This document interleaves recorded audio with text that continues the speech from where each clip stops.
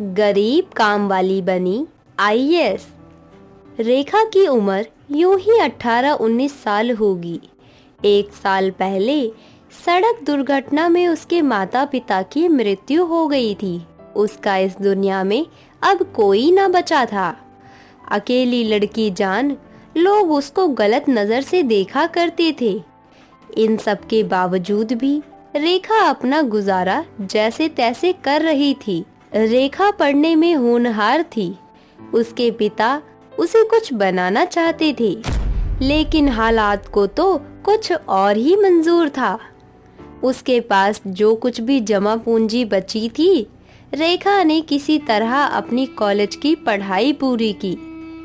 लेकिन आईएएस बनने की उसकी लगन अब भी उसके चेहरे पर नजर आती थी। पैसे की प्रॉब्लम थी, फिर भी उसने हिम्मत नहीं हारी। अपनी पढ़ाई जारी रखने के लिए उसने दूसरों के घर झाड़ू पोछा का काम शुरू कर दिया। रेखा के दोस्त उससे बोलते हैं, अरे रेखा, तू पढ़ी लिखी ग्रेजुएट होकर भी दूसरों के घर ये सब मत किया कर। यार, ये काम मैं अपनी पढ़ाई को पूरा करने के लिए कर रही हूँ और कोई काम छोटा या बड़ा नहीं होता। और ये कौन सा मैं हमेशा के लिए कर रही हूँ, बल्कि अपने ख्वाब को पूरा करने के लिए कर रही हूँ। इस तरह रेखा ने अपनी पढ़ाई जारी रखी। जहाँ वो काम करती थी वो उसके घर से 3 किलोमीटर की दूरी पर था।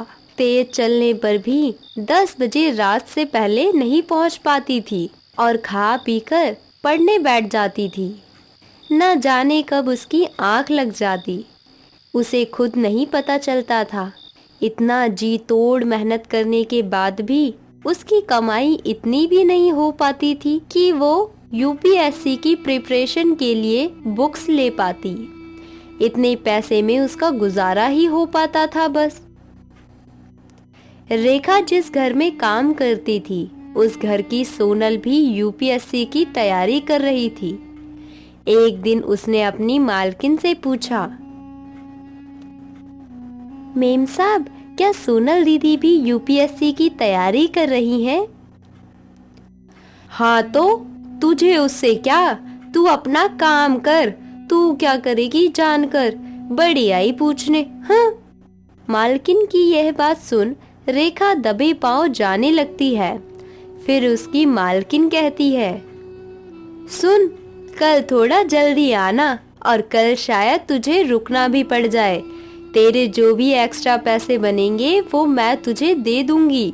रेखा कुछ तो बोलना चाहती थी, मगर मालकिन के बुरे बर्ताव ने उसे बोलने से रोक रखा था। फिर भी वो हिम्मत करके बोली, मेम साहब, मुझे एक्स्ट्रा पैसे नहीं चाहिए। तो क्या चाहिए? सोनल दीदी की जो ओल्ड बुक्स है ना यूपीएससी की, वो दिलवा दीजिए। आपका बहुत एहसान होगा, प्लीज। रेखा की आवाज सुनकर सोनल भी वहां आ जाती है। वो उसका मजाक उड़ाते हुए बोलती है, अच्छा, अब तो जैसे फटीचर भी आईएएस बनेंगे। तो जानती भी है यूपीएससी में कितने वर्ड्स होते हैं, बड़ी आई बुक लेने वाली। सोनल की बात सुनकर रेखा बहुत दुखी हुई और रोते हुए वहां से निकल गई। वो हताश जरूर थी, मगर फिर भी उसके हौसले बुलंद थे। घर पहुंचकर खुद को मोटिवेट करते हुए बोलती है, उड़ाओ उड़ाओ, आखिर कब तक उड़ाओगे मजाक? मैं तो अपने सपनों को पूरा करके ही दम लूंगी। इस लड़ाई में मेरी जान ही क्यों न चली जाए, मैं अपना पूरा दम लगा दूंगी। रेखा ने ठान तो लिया, मगर किताबों की प्रॉब्लम अभी भी दूर नहीं हुई थी। अगले दिन वो काम पर गई, जहां उसने सब मेहमानों को खाना बनाया। जब सब खा पी कर चले गए तो वो अपनी मालकिन के पास गई। मेम साहब, सारा काम हो गया, वो भी टाइम से पहले। आपने कहा था कि आप मुझे एक्स्ट्रा पैसे देंगी। मालकिन का सारा काम हो गया था, लेकिन उसके मन में दोष आ गया। अरे, तुझे एक्स्ट्रा पैसे की किताबें चाहिए ना, तो एक काम कर, सोनल की किताबें ले जा, पढ़ के वापस कर देना। बेटा, क्यों, सही कहा ना? रेखा उसकी इस बात को भी मान लेती है और उसकी मालकिन अपनी बिगड़ैल बेटी सोनल को बुलाती है। क्या हुआ माँ, अब इस नकचड़ी ने कुछ किया क्या?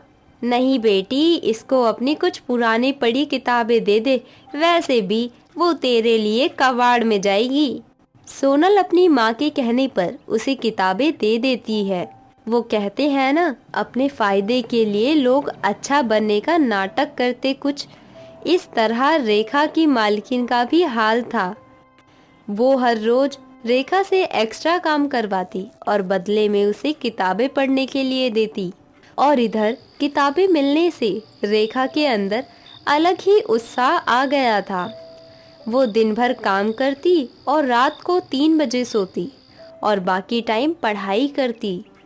इस तरह कई दिन यूं ही गुजर गए और अब रेखा ने एग्ज़ाम के 1 महीने पहले ही सारा सिलेबस ख़त्म कर दिया।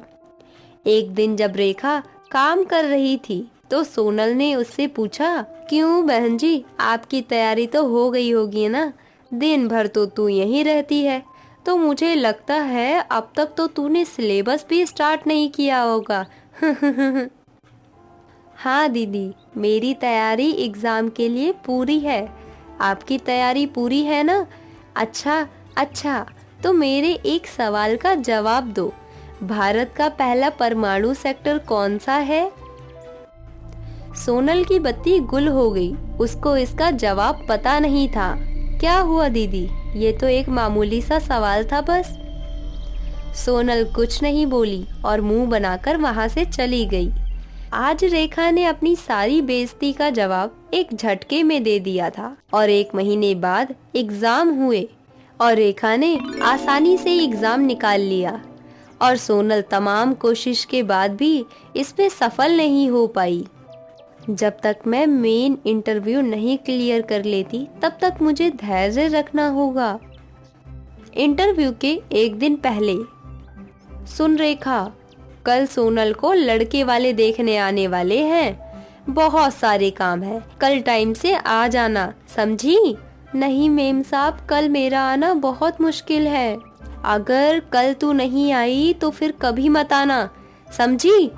रेखा ने उसकी बात नहीं मानी और टाइम से इंटरव्यू के लिए निकल गई और इधर उसकी मालकिन ने दूसरी काम वाली को रख लिया और रेखा भी उस दिन के बाद वहां कभी नहीं गई। ईश्वर ने उसके लिए कुछ और ही सोच रखा था और कुछ टाइम बाद रेखा की मेहनत रंग लाई।